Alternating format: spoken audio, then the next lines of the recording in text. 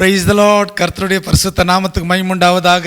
இந்த அற்புதமான 7வது மாதத்துக்காக ஆண்டவருக்கு நாம் நன்றி சொல்ல கடமைப்பட்டிருக்கிறோம். கர்த்தர் நல்லவர், அவருடைய கிருபை என்றும் உள்ளது. ஹல்லேலூயா.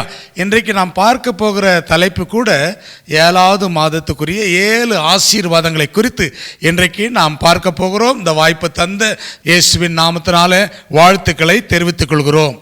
அருமையான தேவஜனமே, நமக்கு ஆண்டவர் ஆசீர்வாதங்களை கொடுக்கிற தேவனாக இருக்கிறார். பயங்கரமான ஒரு கோல்டு மேனுஃபேக்சர் வைத்து வியாபாரம் பண்ணி கொண்டிருந்த தேராகு குடும்பத்தில் பிறந்த ஒரு தேவனுடைய தாசன் ஆபிரகாமை குறித்து வேதத்தில் வாசிக்கிறோம். ஆதியாகமம் 12ஆம் அதிகாரம் 1 - 3 வரைக்கும் வாசிக்கும் போது கர்த்தர் ஆபிரகாமை ஆசீர்வதித்தார். அவனோடு கூட கர்த்தருடைய கரம் இருந்தது. அவனை செல்வ சீமான் ஆக்கினார். பூமி தாங்கக்கூடாதபடி ஏராளமான ஆசீர்வாதங்கள், ஆடு மாடுங்கள், மிருக ஜீவராசிகள், எல்லா நிலபலங்கள்லாம் கொடுத்து ஆண்டவர் அவனை உயர்த்தினார். அங்கு வாசிக்கிறோம் 12ஆம் அதிகாரம் 1 வசனத்திலிருந்து 3 வரைக்கும் வாசிக்கும் போது கர்த்தர் ஆபிரகாமை ஆசீர்வதித்தார். உன்னை ஆசீர்வதிக்கவே ஆசீர்வதிக்கிறேன் என்று சொல்லி 7 விதமான ஆசீர்வாதத்தை அருமையான தேவதாசருக்கு கொடுத்ததாக வேதத்தில் நாம் வாசிக்கிறோம். 2வது ஆசீர்வாதம் பார்க்கும்போது 2 ராஜாக்கள் புஸ்தகம் 5ஆம் அதிகாரத்தில் 1 வசனத்திலிருந்து பார்க்கும்போது அங்கு நாகமான் என்ற ஒரு பெரிய படைத்தலைவன், அவனுக்கு ஆள் பணம் இருந்தது, பணம் பலம் இருந்தது, ஞானம் அறிவு இருந்தது. இருந்த போதிலும் அவனுக்கு தீராத ஒரு வியாதி, குஷ்டம் என்ற வியாதி அவன் சரீரத்தில் பல ஆண்டுகளாக பாதிப்புப்பட்ட நிலைமையில வாழ்ந்து கொண்டிருந்த அவனுடைய வாழ்க்கையில் ஒரு இருளான பாதையிலே கடந்து போய் கொண்டிருந்தான். அவனுக்கு ஒரு வெளிச்சம் கொடுக்கும்படியாக இஸ்ரவேல் தேசத்திலிருந்து ஒரு சிறு பெண்ணை அந்த வீட்டுக்கு வேலைக்காரியாக கொண்டு வந்தார். ஆகவே அந்த பெண் தன்னுடைய எஜமானுடைய மனைவியிடத்தில் சொன்னால், ஐயோ நம்முடைய தலைவர் பயங்கரமான வியாதி படுக்கையில் இருக்கிறாரே, இந்த வியாதி மாற வேண்டும் என்றால் இஸ்ரவேல் தேசத்தில் ஒரு எலிஷா என்ற ஒரு தேவதாசன் இருக்கிறார், அவரிடத்தில் கடந்து போனால் இந்த வியாதிக்காக ஆண்டவருடைய சமத்தில் அவர் ஜெபிப்பார், வியாதி மாறும் என்று சொல்லி ஆலோசனை கொடுக்கும்போது அந்த ஆலோசனை அவன் தவறினான். மீண்டும் அதே ஆலோசனை பெற்று அவன் தேவ ஊழியனாகிய எலிஷாவை சந்திக்க கடந்து போகிறான். எலிஷா அவரை பார்த்து என்ன சொல்கிறார், இங்கு யோர்தான் நதி இருக்கிறது, அங்கு 7 முறை முங்கி எழுந்து கொள்ள வேண்டும் என்று சொல்லி. ஆகவே 7 என்று சொன்னால் பரிபூரணம், 7 என்று சொன்னால் விடுதலை, 7 என்று சொன்னால் சம்பூரணம். ஆகவே ஆரம்பத்தில் அவன் கீழ்ப்படியவில்லை. எங்கள் தேசத்தில் எத்தனையோ ஆப்னா நதிகள் உண்டு, ஆகவே இவர் சொல்கிற நதிக்கு நான் ஏன் போக வேண்டும் என்று சொல்லி அவன் மறுத்தான். அதன் பிறகு மீண்டும் 2வது தடவை அவன் கடந்து போய் ஏன் நான் கீழ்ப்படியக்கூடாது என்று சொல்லி அவன் கடந்து போய் அந்த நதியில் இறங்கினான். ஒரு முறை எழுந்தான், 2வது முறை முழுங்கினான், 3 முறை, 4 முறை, 5 முறை, 6 முறை முழுங்கி எழுந்தான், மாற்றமில்லை. 7வது முறை முழுகி எழுதும்போது அவன் சரீரம் ஒரு சிறு பிள்ளை சரீரம் போல மாறினது. ஹல்லேலூயா. என்னை கேட்கிற அருமையான தேவச்சனமே, இன்றைக்கு நம்முடைய வாழ்க்கையில் கூட எவ்வளோ பிரச்சனைகள் இருக்கலாம், எவ்வளோ வியாதிகள் இருக்கலாம், போராட்டம் இருக்கலாம், இருளின் பாதையிலே கடந்து போயிருக்கலாம். ஐயோ எனக்கு ஆசீர்வாதம் இல்லை என்று சொல்லி வேதனையோடு இருக்கலாம். என் வாழ்க்கையில் வெளிச்சம் வரும் என்று நினைத்தேன், ஆனால் இருள் வந்து விட்டது என்று சொல்லி வேதனைப்படலாம். அந்த இருளை மாற்றும்படி இயேசு கிறிஸ்து நம்மோடு கூட இடைப்படுகிற தேவனா இருக்கிறார். ஹல்லேலூயா. Praise the Lord. கர்த்தர் நல்லவர். 7 முறை முங்கி எழுதின அவன் சரீரத்தில் ஒரு பெரிய மாற்றம். இஸ்ரவேல் ஜனங்களில் கடவுள் யார் என்பதை அவன் அறிந்து கொள்ளும்படிய கர்த்தருடைய சரீரத்தில் பெரிய மாற்றத்தை உருவாக்கினார். ஆகவே இஸ்ரவேல் ஜனங்களுக்கு கூட 7 பண்டிகைகள் என்று வேதத்தில் நாம் வாசிக்கிறோம் இல்லையா? 1வது பண்டிகை பஸ்கா பண்டிகை, 2வது பண்டிகை புளிப்பில்லாத அப்ப பண்டிகை, 3வது பண்டிகை முதற் பலனான பண்டிகை, 4வது பண்டிகை பெந்தேகோஸ்தே திருநாள் பண்டிகை, 5வது பண்டிகை எக்காலம் பண்டிகை, 6வது பண்டிகை பாவ நிவாரண பண்டிகை, 7வது பண்டிகை கூடார பண்டிகை. அப்படி 7 நாட்களும் அவர்கள் பண்டிகையை கொண்டாடி தேவனுடைய நாமத்தை மகிமைப்படுத்தி சந்தோஷமாய் இருப்பார்கள். ஆகவே நம்முடைய வாழ்க்கையில் கூட நாம் ஆண்டவருடைய சமூகத்தில் வரும்போது எல்லா நாளும் நமக்கு ஒரு பண்டிகையாக காணப்படுகிறது. தேவனுடைய சமூகத்தில் வரும்போதெல்லாம் அவரை தொழுது கொள்ளும் போதெல்லாம் அவர் கர்த்தர் நமக்கு சமீபமாக இருக்கிறார். அதுவே நமக்கு ஒரு செலிப்ரேஷனாய் பண்டிகையாய் காணப்படுகிறது. ஆகவே ஆபிரகாமை 7 விதமாய் ஆசீர்வதித்த தெய்வம் சிறிய படையத்தலைவனாகிய நாகமானுக்கு 7 முறை முங்கி எழுந்தபடினால சரீரத்தில் ஆரோக்கியம் கொடுத்த அதே தெய்வம். ஆகவே பண்டிகையை ஆசரித்து தேவனுடைய நாமத்தை மகிமைப்படுத்தின இஸ்ரவேலுக்கும் யூத மக்களுக்கும் கொடுத்த அந்த சந்தோஷத்தை, சமாதானத்தை கடவுள் உங்களுக்கு எனக்கும் கொடுக்கிற ஒரு தேவனாகவே இருக்கிறார். ஆகவே புதிய ஏற்பாட்டின் புஸ்தகத்தில் நாம் பார்க்கும்போது வெளிப்படுத்தின விசேஷம் முதலாம் அதிகாரம் 11வது வசனத்திலிருந்து நாம் வாசிக்கும் போது 7 சபைகளை குறித்து நாம் வாசிக்கிறோம் இல்லைங்களா? அந்த 7 சபைகள் அதே மாதிரி தான் பத்மு தீவில் போடப்பட்ட யோவானுக்கு கர்த்தர் வெளிப்படுத்தினார். 7 சபைகளை உருவாக்க வேண்டும், 7 நட்சத்திரங்களை கையில் ஏந்தி கொண்டிருக்கிறவர், 7 குத்துவிளக்கு மீது உலாவுகிற தேவன் என்று சொல்லி. ஆகவே நம்முடைய வாழ்க்கையில் கூட நம்முடைய சபைகள் கூட நமக்கு கொடுத்த அந்த கிரேட் கமிஷன், அந்த மாபெரும் கட்டளை நிறைவேற்றி நாமும் சிறிய சிறிய ஜபக்குழுகளை நடத்தி ஆண்டவருடைய நாமத்தை மகிமைப்பட அது ஒரு சபையாய் காணப்படுகிறது. சபை கூடி வருவதை விடக்கூடாது என்று ஆண்டவருடைய வார்த்தை சொல்லுகிறது. ஆகவே நாம் வெளிப்படுத்தின விசேஷத்தில் பத்மு தீவில் போடப்பட்ட யோவானுக்கு ஆண்டவர் வெளிப்படுத்தினார். யோவானுக்கு அந்த ராஜா எத்தனையோ துன்பங்களை கொடுத்தான். விஷ நிறைந்த பாய்சனை அவனுக்கு குடிக்க கொடுத்தார்கள். ஆகவே கொதிக்கிற எண்ணெயில கூட போட்டிருக்கிறார்கள் என்று வரலாறு சொல்கிறது. அதன் மத்தியில் கூட கர்த்தர் அவனுக்கு ஜீவனை கொடுத்து அவனை வாழ வைத்து ஆண்டவர் அந்த பத்மு தீவில் கர்த்தர் அவனுக்கு தரிசனமானார். ஆண்டவருடைய வார்த்தை என்ன சொல்வார்? நான் அல்பா, நான் ஒமேகா, நான் ஆதியும் நான் அந்தமுமா இருக்கிறேன். நான் முந்தினவரும் பிந்தினவரும் இருந்தவரும் இருக்கிறவரும் சர்வ வல்லமுள்ள தேவன், நான் இருக்கிறவராகவே இருக்கிறேன். அல்லேலூயா.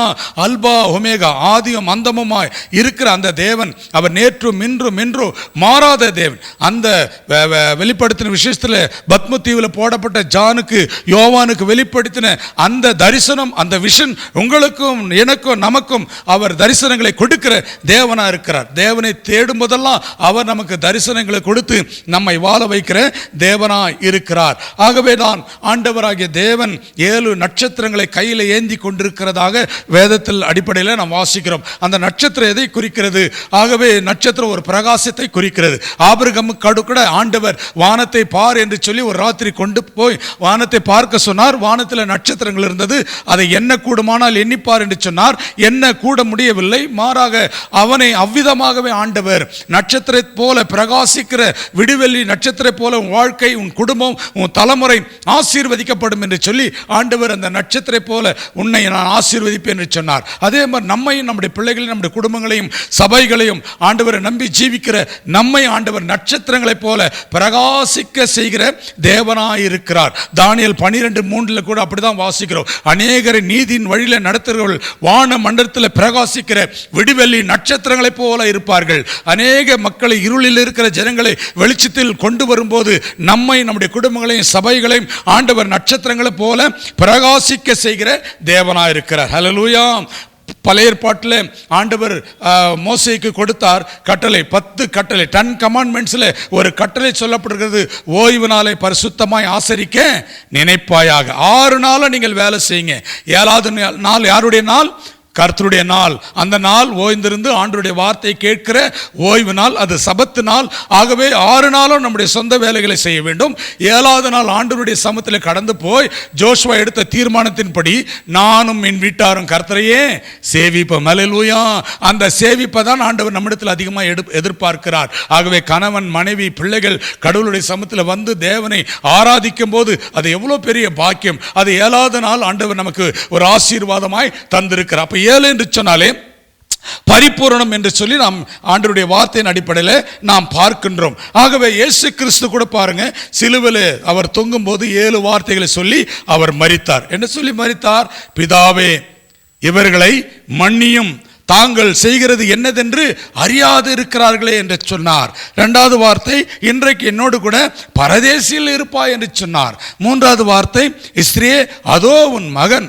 சீஷனை பார்த்து சொன்னார், அதோ உன் தாய் என்று சொல்லி. 4வது வார்த்தை சொன்னார், என் தேவனே, என் தேவனே, ஏன் என்னை கைவிட்டீர் என்று சொல்லி. 5வது வார்த்தை சொன்னார், நான் தாகமாய் இருக்கிறேன், ஆத்மீக தாகம். 6வது வார்த்தை சொன்னார், முடிந்தது என்று சொன்னார். ஆண்டவருடைய சித்தம் நிறைவேற, ஆண்டவருடைய சமூகத்தில் பிதாவின் சித்தத்தை நிறைவேற்ற எல்லாம் முடிந்தது என்று சொன்னார். கடைசியில் அவர் சொன்ன 7வது வார்த்தை, பிதாவே, உம்முடைய கைகளில் என் ஆவியை ஒப்புவிக்கிறேன்.